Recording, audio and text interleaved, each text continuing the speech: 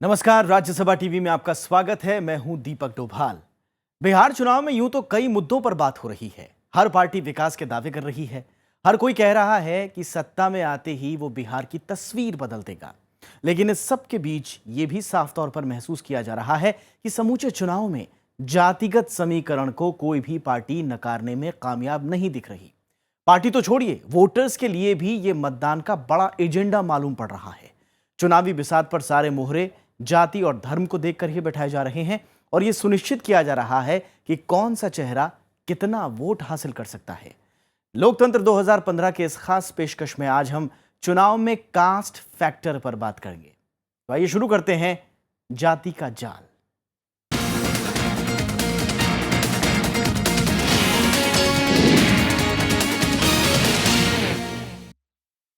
अक्सर ये कहा जाता है कि बिहार की राजनीति बहुत हद तक देश की सियासी दिशा को तय करती है। कहने को तो यहाँ की राजनीति में कई आयाम हैं, जिसमें विकास है, पिछड़ापन है, जाति धर्म जैसी बातें भी शामिल हैं। लेकिन हर चुनाव में सियासी दल जिस गणित पर सबसे ज्यादा माथापच्ची करते हैं वो है जाति। बिहार की राजनीति में जातिगत समीकरण आखिर क्यों नेताओं की फहरिस्त में है, इसके लिए यहाँ के जातिगत ढांचे को समझना जरूरी है।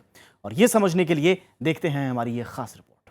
बिहार में कोई एनडीए का मुख्यमंत्री सबर नहीं होगा। ये लड़ाई है बैकवर्ड फार्मर। उठाओ, उठाओ दलितों, पिछड़ों, गरीब लोगों।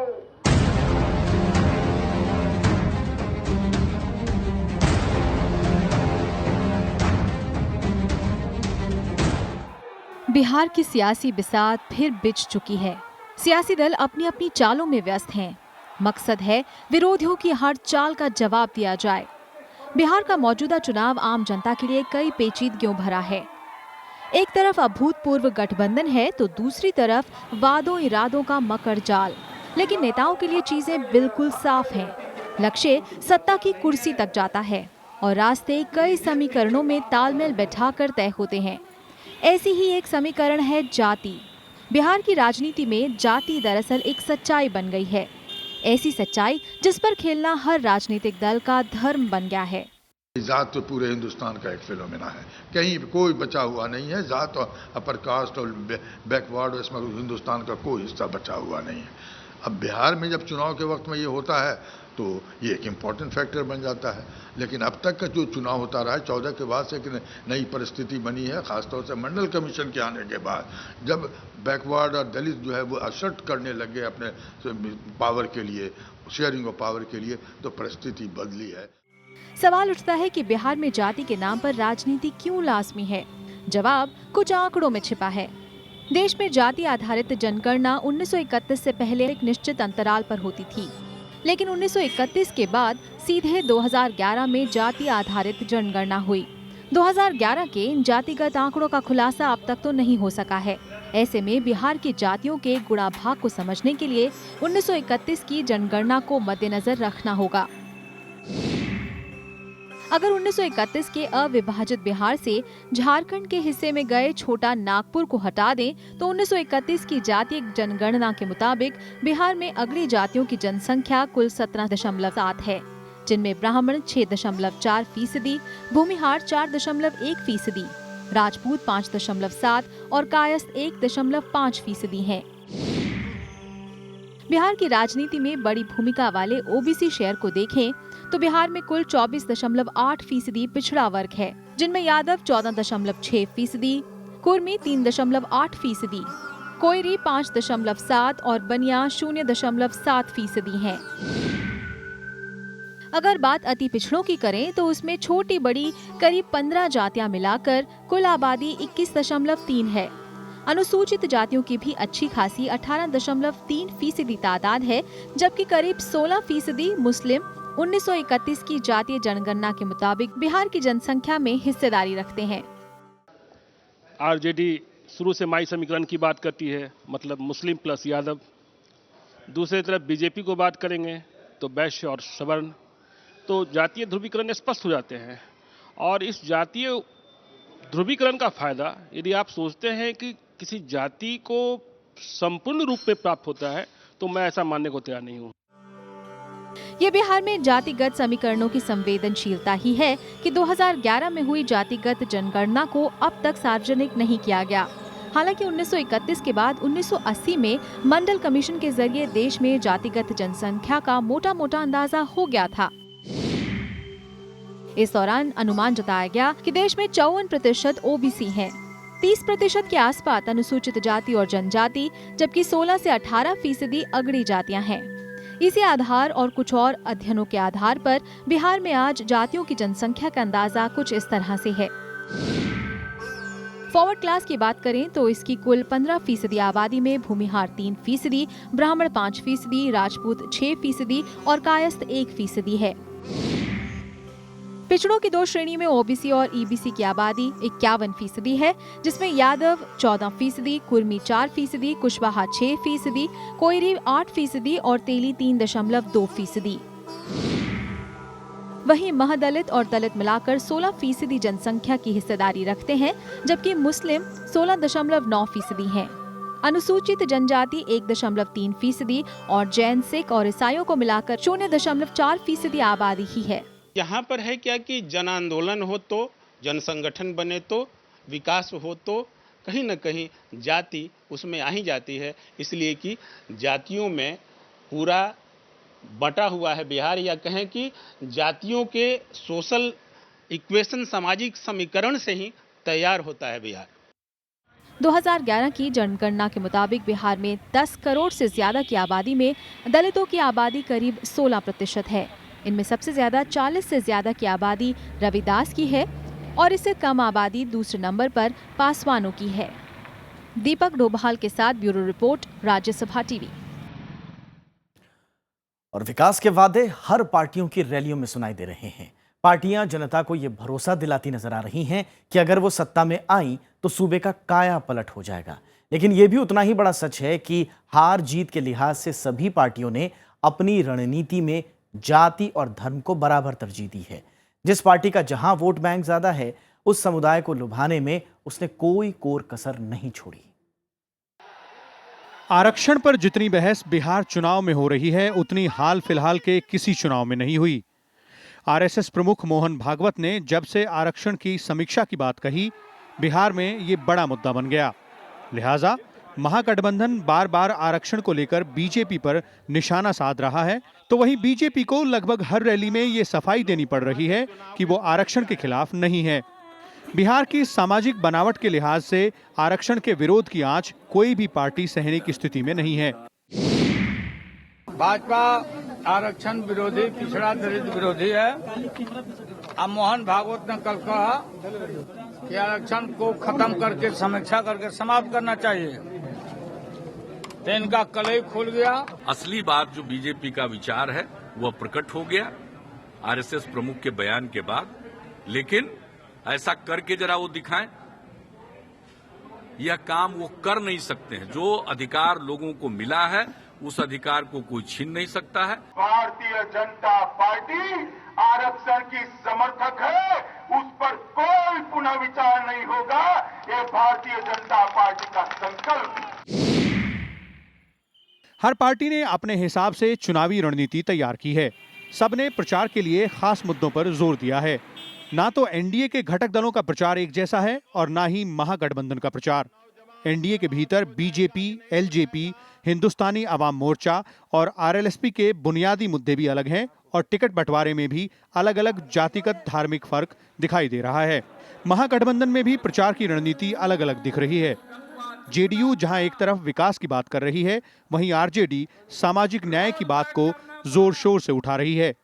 लेकिन जानकारों की माने तो विकास और जातिगत उत्थान के बीच गहरा संबंध है।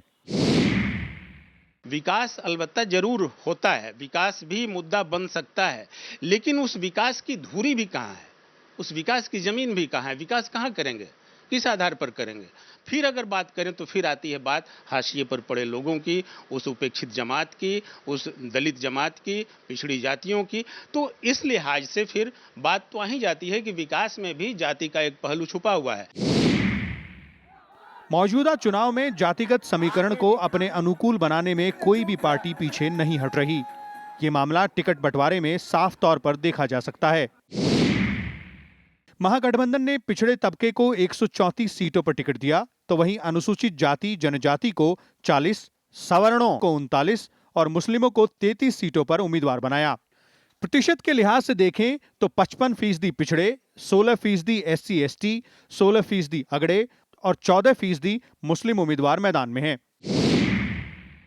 आरजेडी शुरू से माई समीकरण की बात करती है, मतलब मुस्लिम प्लस यादव। दूसरी तरफ बीजेपी को बात करेंगे तो वैश्य और सवर्ण। तो जातीय ध्रुवीकरण स्पष्ट हो जाते हैं, और इस जातीय ध्रुवीकरण का फायदा यदि आप सोचते हैं कि किसी जाति को संपूर्ण रूप में प्राप्त होता है, तो मैं ऐसा मानने को तैयार नहीं हूं। जानकारों का कहना है कि महागठबंधन की पैठ स्वर्णों की तुलना में पिछड़े तबकों और दलितों में ज्यादा है, लिहाजा उसी अनुपात में टिकट भी थमाए गए हैं। रैलियों में इसीलिए बार बार आरजेडी खुलकर जंगल राज 2 के जवाब में मंडल राज 2 को सामने कर रही है। नीतीश कुमार के वक्त जब महादलित की कैटेगरी बनाई गई तो जेडीयू की इस तबके के भीतर मजबूत पकड़ हो गई, लेकिन जीतन राम मांझी की बगावत के बाद माना जा रहा है कि इस कैटेगरी में दरार पैदा हो गई है। जीतन राम मांझी अब एनडीए के साथ हैं और एनडीए ने टिकट बंटवारे में अपने मुताबिक रणनीति बनाई। हालांकि बीजेपी का कहना है कि जाति उसके एजेंडे में नहीं है।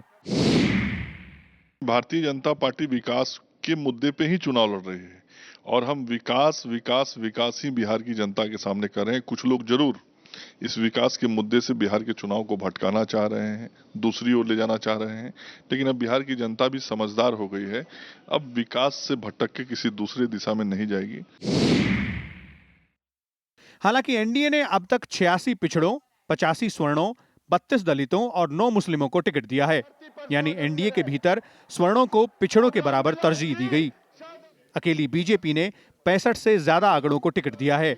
जानकारों के मुताबिक बीजेपी की अगड़ों के बीच अच्छी पैठ है, इसलिए बीजेपी ने करीब 15% अगड़ों को एकजुट करने के लिए 42% उम्मीदवार उसी से उतारे, जबकि एनडीए के अन्य घटक दलों में एलजेपी, आरएलएसपी और हिंदुस्तानी अवाम मोर्चा ने पिछड़ों, दलितों और मुस्लिमों पर जोर दिया। उपेंद्र कुशवाहा की आरएलएसपी में कोयरी और कुर्मी उम्मीदवारों को तरजीह मिली है, तो वहीं एलजेपी और हिंदुस्तानी अवाम मोर्चा ने 1/4 से ज्यादा सीटों पर दलितों को टिकट थमाया है। Bureau report, Rajya Sabha TV. और चुनाव के दौरान जब जाति की बात हर तरफ उठ रही है, ऐसे में बिहार के लोग इस मुद्दे पर क्या सोचते हैं और अलग अलग जातियों की क्या है इस पर राय, देखते हैं हमारी इस खास रिपोर्ट में। मेरे साथ यहाँ पर कुछ लोग मौजूद हैं जो कि विभिन्न जातियों से आते हैं। इनसे हम जानने की कोशिश करते हैं कि जात पात का मुद्दा चुनाव में ज़्यादा अहम होता है या विकास का मुद्दा अहम होना चाहिए। आपसे हम जानना चाहेंगे कि जब भी चुनाव आता है तो जातिगत समीकरण की बात होने लगती है, बिहार में विकास का मुद्दा गौण हो जाता है। आप कितना सहमत हैं इस बात से? हम तो इतना सहमत है कि जात की राजनीतिक होती है, लेकिन राजनीतिक होने के बाद जब अगर पार्टियां जात के आधार पर जीत भी जाती है, लेकिन विकास गौण हो जाता है। जो वोट का जो हिसाब है जातीय समीकरण पर ही इसको ले आया जा रहा है, जो कि यह एक अनुचित है। एनडीए समर्थक जो है उसमें ज़्यादातर वहाँ जो है सो फॉरवर्डों की तरजीह चलती है, और महागठबंधन में जो है दलित महादलित का पिछड़ा का चलता है। पार्टी जीतने के बाद तो कोई भी जाति को फायदा नहीं होता है, परंतु यहाँ बिहार में जो है सो बहुत पहले से ही जातिगत आधार पर वोट पड़ते आ रहा है और पड़ते आ रहेंगे। लाभ तो कोई नहीं देता है, लाभ देने के लिए कौन सोचता है, लेकिन ये है कि वोट जातीय आधार पर ही ज़्यादातर 90% पड़ता है, लेकिन लाभ इससे मिलता नहीं। हमारे जानकारी से करीब करीब हम समझते हैं कि 25-30 साल से ही माने चल रहा है। निश्चित तौर पे इन लोगों का मानना है कि 25-30 साल से चल रहा है। आपको क्या लगता है जातिगत राजनीति कब से शुरू हुई बिहार में? करीब शुरू से हुआ है, 40-50 वर्ष से शुरू से चल रहा जातिगत।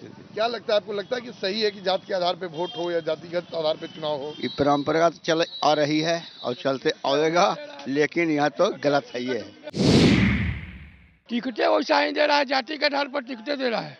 क्या दोनों दल में आपको लगता है एनडीए भी? दल में, दोनों दल में, सभी दल में जातीय के आधार पर टिकट मिल रहा है। बिहार का लोकतंत्र जो है, वैसे जो है प्रजातंत्र में जो है विकास ही जनता के लिए प्रथम मुद्दा है, लेकिन होता क्या है कि यहाँ अज्ञानता का और अशिक्षा का जो है विशेष लाभ उठा करके राजनीतिक दल वाले जो भी नेता होते हैं, वे जातिगत जो है एक एजेंडा बना करके उसे लाभ उठाना चाहते हैं। और इसका एकमात्र यही कारण है जिससे बिहार पिछड़ा हुआ है। अशिक्षा है, व्यवहारिक ज्ञान नहीं है, स्वतः अपना निर्णय लोग नहीं करते हैं। जो नेता हैं वो कहीं ना कहीं बरगलाकर चुनाव के विकास के मुद्दे को दरकिनार कर जातिगत आधार पर टिकट का बंटवारे भी करते हैं और जातिगत आधार पर बिहार में इस बार भी चुनाव लड़ने की कोशिश कर रहे हैं। कैमरामैन जितेंद्र के साथ शिशिर चौबे, राज्यसभा टीवी, पटना। और बिहार की राजनीति में जाति भले ही अहम हो, लेकिन इसकी संरचना को समझना बहुत पेचीदा है। जानकार मानते हैं कि बिहार की सियासत जनता को नेता नहीं बल्कि जाति के वर्चस्व के लिए मतदान करने पर विवश करती है। आइए इतिहास की नजर से बिहार चुनाव में जाति के बोलबाले को समझने की कोशिश करते हैं।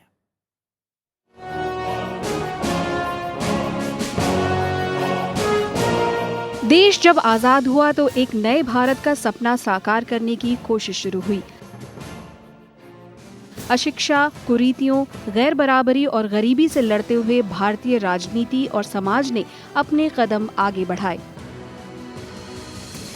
देश की स्वतंत्रता में अहम किरदार निभाने वाला बिहार भी नए युग में कदम रख रहा था। लेकिन बिहार की राजनीति खुद को जातिवाद के चंगुल से नहीं छुड़ा पाई। बिहार का पूरा जो ताना माना है, मतलब आज से नहीं, 1937 के चुनाव से कहें तो वो जाति आधारित रही है। पहले तो जब मैंने आज़ादी के पहले का जो चुनाव था, जब बाबू श्री कृष्ण सिंह प्रधानमंत्री हुआ करते थे, तो उस समय जो बिहार में चुनाव हुए थे तो बूथ ही बनाए गए थे, वो जाति आधारित बनाए गए थे। जैसे कि दलितों के लिए अलग बूथ, पिछड़ों के लिए अलग बूथ, ब्राह्मणों के लिए अलग बूथ, राजपूतों के लिए अलग बूथ। तो इस तरह से सवर्ण अवर्ण इस तरीके का भेद एक शुरू से रहा है, चूंकि बिहार की सामाजिक बुनावट वैसी रही है। बिहार के राजनीतिक इतिहास की बात करें तो सूबे के पहले मुख्यमंत्री श्री कृष्ण सिंह बने, जो भूमिहार थे। श्री कृष्ण सिंह के समय ही राजपूत जाति के अनुग्रह नारायण सिंह पहले उप मुख्यमंत्री बने। 1961 तक बिहार की राजनीति में भूमिहार और राजपूतों का वर्चस्व रहा। बाद में सत्ता पर ब्राह्मणों का वर्चस्व हो गया, जिनकी अगुवाई विनोदानंद झा ने की। वे करीब 2.5 वर्षों तक बिहार के मुख्यमंत्री रहे। फिर बारी आई कायस्थों की। इनकी अगुवाई के.बी. सहाय और महामाया प्रसाद सिन्हा जैसे मुख्यमंत्रियों ने की। कुल मिलाकर आजादी के कई साल बाद तक बिहार की राजनीति में अगड़ी जातियों का प्रभुत्व रहा। इस सामाजिक बुनावट में एक दौर वह भी था जबकि अगड़ों का वर्चस्व था बिहारी राजनीति में। उस वर्चस्व को तोड़ने के लिए समय समय पर प्रयास किए गए, यानी कि सत्ता में सारे वर्गों की, सारी जातियों की भागीदारी हो। इस लिहाज से कई आंदोलन भी हुए और उन आंदोलनों का प्रतिफलन ये रहा है कि फिर सत्ता में, राजनीति में उनकी भागीदारी बढ़ी भी। बिहार की राजनीति में अगड़ी जातियों के इस दबदबे को कम करने में दलितों और पिछड़ों ने बड़ी भूमिका निभाई। ये कोशिश आजादी के आसपास ही शुरू हो गई थी। इसका सबसे बड़ा उदाहरण है त्रिवेणी नाम का संगठन, जिसे कुर्मी, कोयरी और यादवों ने मिलकर बनाया। त्रिवेणी संघ का एक आंदोलन यहाँ बहुत जबरदस्त था। अर्जक संघ का आंदोलन रहा है। अर्जक संघ हो या त्रिवेणी संघ, ये पिछड़ी जातियों का ही आंदोलन था। त्रिवेणी संघ में कोयरी, कुर्मी और यादव, ये 3 बहुल जातियां जो हैं, जो कि वोट प्रतिशत के आधार पर भी मजबूत स्थिति में है। ये समीकरण हुआ कि साहब तीनों मिल जाएं तो पिछड़ा का भी उद्धार होगा, पिछड़ा समाज का भी उद्धार होगा, साथ साथ सत्ता में भी वर्चस्व होगा। तो ये कहानी जातिवाद की ये पुरानी है। कुर्मी, कोयरी और यादव, इसका त्रिवेणी संघ 1930 में बन चुका था। एसोसिएशन सब हो रहा था। 37 में ये इशू बना हुआ था। आज वो चीज़ ज़्यादा उभर के आई है, लेकिन उसका एक दूसरा पहलू ये है कि अब उसमें धर्म भी जुड़ गया है। लेकिन 70 के दशक में कर्पूरी ठाकुर जैसे नेताओं ने असल मायने में बिहार की सत्ता को पिछड़ों और दलितों की झोली में डाला। इसके बाद राजनीति में लालू यादव एक नई सोच और एक नए तेवर के साथ आए, जिनको नीतीश कुमार और रामविलास पासवान का साथ मिला। तीनों जयप्रकाश नारायण के आंदोलन से निकले और उनसे प्रेरणा ली। इसके बाद बीपी मंडल की अगुवाई वाले मंडल कमीशन ने बिहार के साथ साथ पूरे देश की राजनीति को बदल कर रख दिया। बिहार में मंडल कमीशन का बड़ा विरोध हुआ तो समर्थन भी सबसे ज्यादा मिला। तत्कालीन मुख्यमंत्री लालू प्रसाद यादव ने मंडल का खुलकर समर्थन किया और गरीबों को आवाज देने का काम किया। खासतौर से जब तक लालू जी का जमाना था, लालू ने कुछ किया हो या नहीं किया हो, लेकिन गरीबों को जुबान लालू ने ही दिया था। वो 74 आंदोलन का वो प्रोडक्ट जो अभी जितने लोग यहाँ बिहार में है, सब 74 के प्रोडक्ट पर, ये इनके आज़ादी की लड़ाई का बैकग्राउंड नहीं है।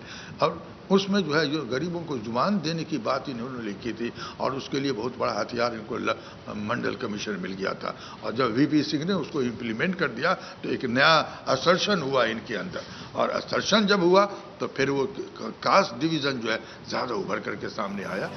1990 के बाद बिहार की राजनीति ने नई करवट ली और सत्ता की कुंजी तब से लेकर अब तक पिछड़े वर्ग के हाथों में है। Bureau report, Rajya Sabha TV. और बिहार में जाति की बात कोई पहली बार चुनाव में नहीं उठ रही है। आपने रिपोर्ट देखी कि देश में हर चुनाव में जाति की बात जोर शोर से उठती रही है, खासकर बिहार में, वो भी आज़ादी से पहले भी। लेकिन इन दिनों बिहार में ये बहस का बड़ा मुद्दा बना हुआ है। कई नजरिए से इस पर बातचीत चल रही है। ऐसे में आइए देखते हैं इस पर नेता, सियासी दल के नेता और जानकार क्या सोचते हैं। ये अजीब बात है। इस देश का जो व्यवस्था है वही सबसे बड़ी त्रासदी है इस देश की।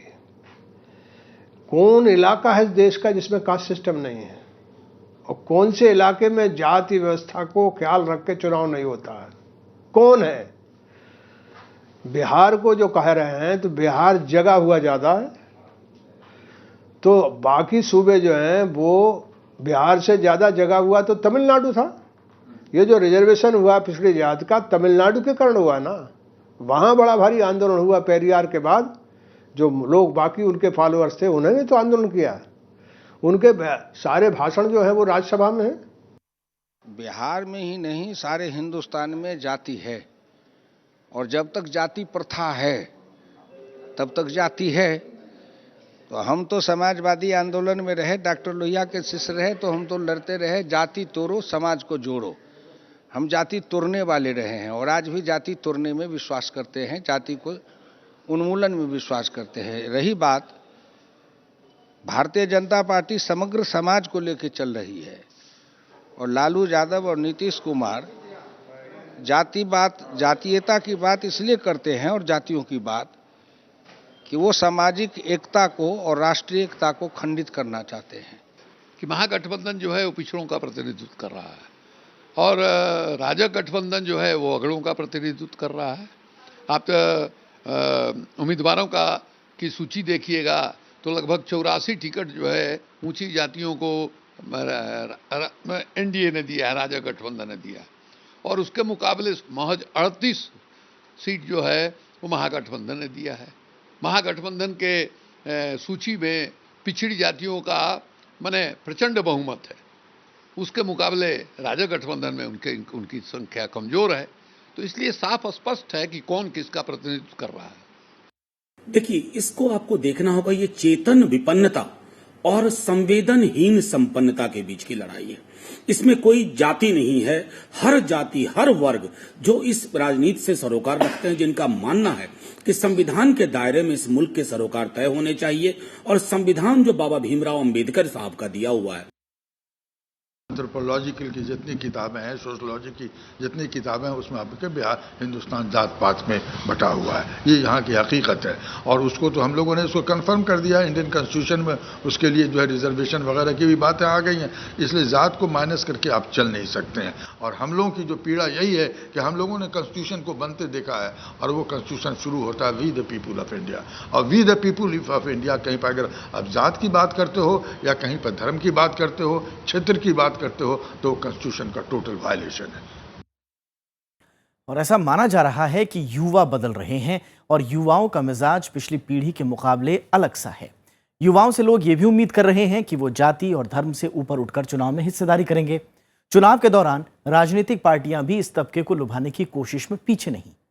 तो क्या सचमुच युवा जाति धर्म से ऊपर उठ चुके हैं और उनके लिए वोटिंग का पैमाना क्या अलग सा है? चलते चलते आपको छोड़ जाते हैं युवाओं और जाति पर इस खास रिपोर्ट के साथ।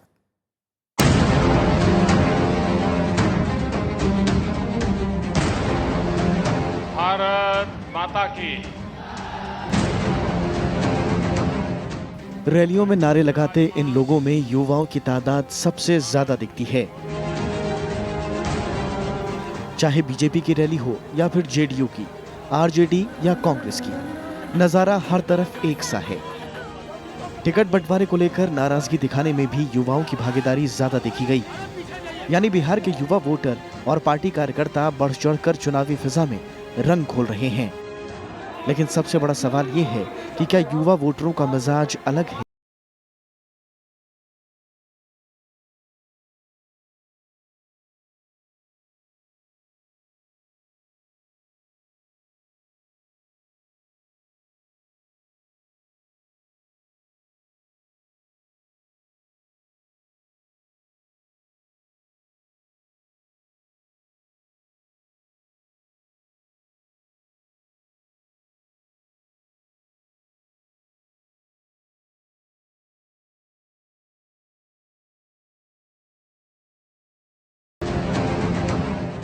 जानकारों के मुताबिक बिहार के चुनाव में मोटे तौर पर दो बातें निर्णायक हैं। पहला जाति और धर्म के आधार पर वोट का बंटवारा और दूसरा विकास। यही कारण है कि हर पार्टी इन दोनों समीकरणों को साधने की कोशिश में जुटी है। विकास के नारे भी लग रहे हैं और सोशल इंजीनियरिंग की बातें भी उठ रही हैं। ऐसे में युवा मतदाता क्या खुद को इन दोनों खांचों से अलग रख पाएंगे? क्या उनका वोटिंग पैटर्न बाकी मतदाताओं से अलग होगा? आंकड़ों के मुताबिक बिहार में कुल 6 करोड़ 58 लाख मतदाता हैं, जिनमें से 1 करोड़ 80 लाख मतदाताओं की उम्र 30 साल से कम है। 1 करोड़ 56 लाख मतदाता पहली बार विधानसभा चुनाव में वोट डालेंगे। 20 से लेकर 29 साल के आयु वर्ग में लगभग 1/4 वोटर हैं, जबकि 30 से 39 साल के बीच में उससे भी ज्यादा। जो पार्टी विकास करेगा, रोजगार देगा, उसी को मैं वोट डालूंगा और मैं फर्स्ट बार वोट डाल रहा हूँ, यही मैं चाहता हूँ। आजकल युवा बढ़ चढ़ कर इस वोट में मादा रख रहे हैं। हम लोग उसी अनुसार से आजकल हम लोग देख रहे हैं, हर तरह की राजनीतिक पार्टियां बना रहे हैं। युवाओं में उत्साह साफ तौर पर देखा जा रहा है और गली चौराहों पर चर्चा में वो भी मशगूल हैं। ऐसे में हर राजनीतिक पार्टी अपने भाषणों में युवाओं को लुभाने की कोशिश में जुटी हुई है। कौशल विकास, डिजिटल इंडिया, नौकरियों के अवसर, शिक्षा व्यवस्था और उद्योग धंधों का विकास ऐसे मुद्दे हैं जो खास तौर पर युवाओं को आकर्षित कर रहे हैं। लेकिन बिहार में युवाओं की तादाद या फिर उनकी उम्मीदें देश के बाकी इलाकों से बहुत अलग नहीं दिख रही हैं। सबको सम्मान इज्जत मिले, सबको सम्मान एजुकेशन मिले। सबसे बेसिक बात है कि बिहार में सबको विकास तो होना ही है, लेकिन सबसे पहली बात कि बिहार में जितने भी पॉपुलेशन है, जितने भी लोग हैं, सबके पास खाना और कपड़ा और मकान होना जरूरी है। कहीं भी डायरेक्ट हैवी इंडस्ट्रीज नहीं आती है, उससे पहले एमएसएमई यानी माइक्रो स्मॉल मीडियम एंटरप्राइज को अट्रैक्ट करने की जरूरत होती है। पहले वो सेटअप होगा बिहार में, तभी जाके हैवी इंडस्ट्रीज अपना प्लांट सेटअप करेगी। तो एमएसएमई पे पहले ज़्यादा फोकस होना चाहिए।